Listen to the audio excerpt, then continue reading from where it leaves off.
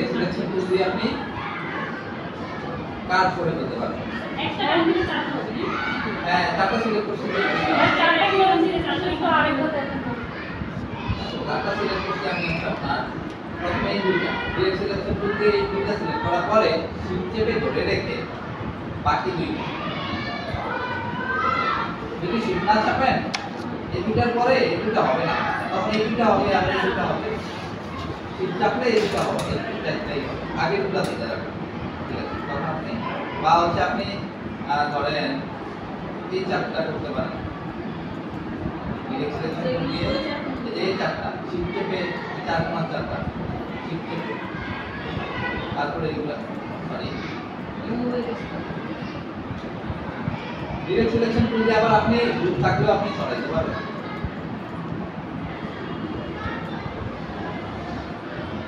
এখন তো যে গ্রুপ আছে না, কিন্তু আপনি ডিরেক্ট সিলেকশন যখন থাকবেন এটাতে তখন আপনি একটা সরাইতে পারবেন, যেটা গ্রুপই আছে। দেখেন এটা গ্রুপই আছে।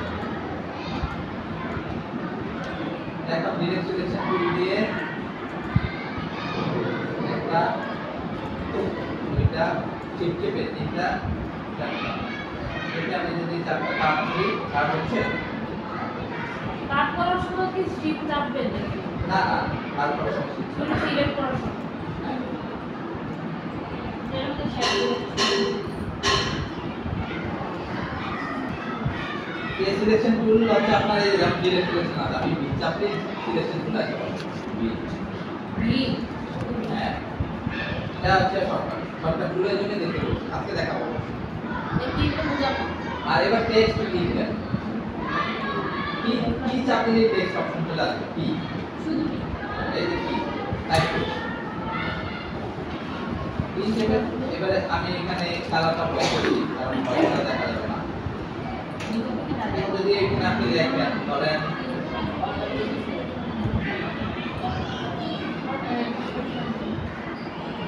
টাইপ করার পর বুঝি না,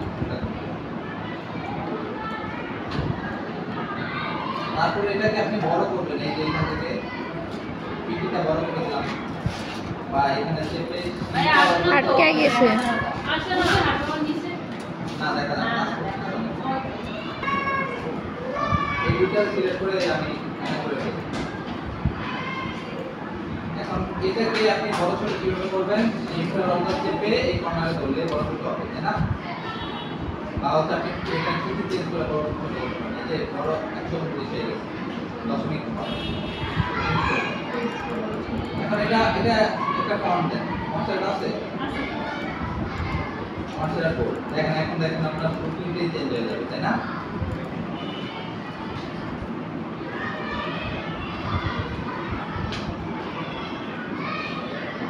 এবার আপনি ছোট করে দেন।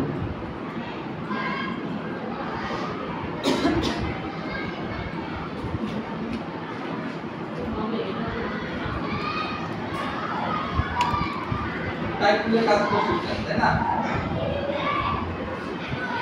এগুলো অনেক কাজ আছে, আস্তে আস্তে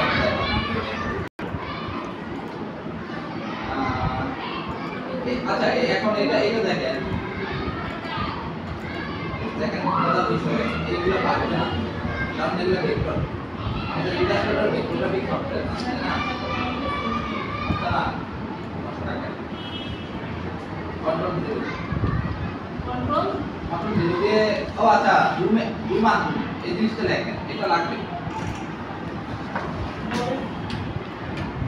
জুম আন control shift sorry control space দিলে দেখেন আপনার জুম বাটন আছে, একটা ক্লিক করলে জুম হবে বা হচ্ছে ড্র্যাগ করলে জুম হবে, জুম আউট হবে। কন্ট্রোল আর স্পেস দিয়ে, ঠিক আছে? আবার কন্ট্রোল অল্টার স্পেস এটাতে জুম আউট, এটাতে জুম আউট জুম ইন করা যায়। মজার বিষয় হচ্ছে এটা কন্ট্রোল স্পেস দিয়ে করা যায়, কন্ট্রোল অল্টার স্পেস দিয়ে করা যায়। আর আপনারা দেখেন control space equal to zoom, আবার আগের অবস্থা যাইতে কন্ট্রোল দিয়ে আর কোড এখানে লিখছিল জুমেরটা না এটা ইয়াতে শুধু দেখেন যে বিল পলিগন তিনটা ওই যে বুঝি না ভলিবল পাঁচটা এই যে আছে তো অপশন আমি দেখাইলাম তখন এই যে ভলিবল ক্লিক করে এটা সিলেক্ট করে একটা ক্লিক করলে এখানে পাঁচটা আছে আমি ক্লিক করব আটকে আসলে কঙ্কালটা দেখা যায় আর কি কাল মানে কি বলে স্কেলেটন এলিটরটা দেখা যায় তারপরে এটা কি করবি মানে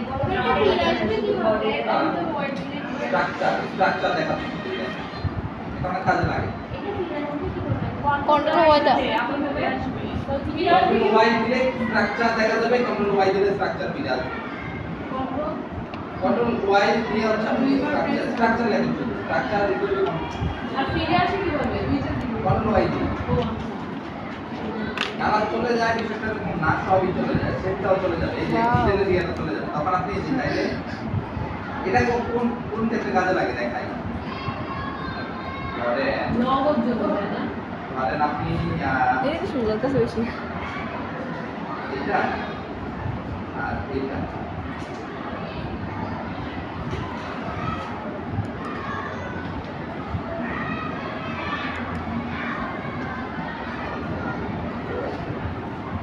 এই দুটো আমি জোড়া দিব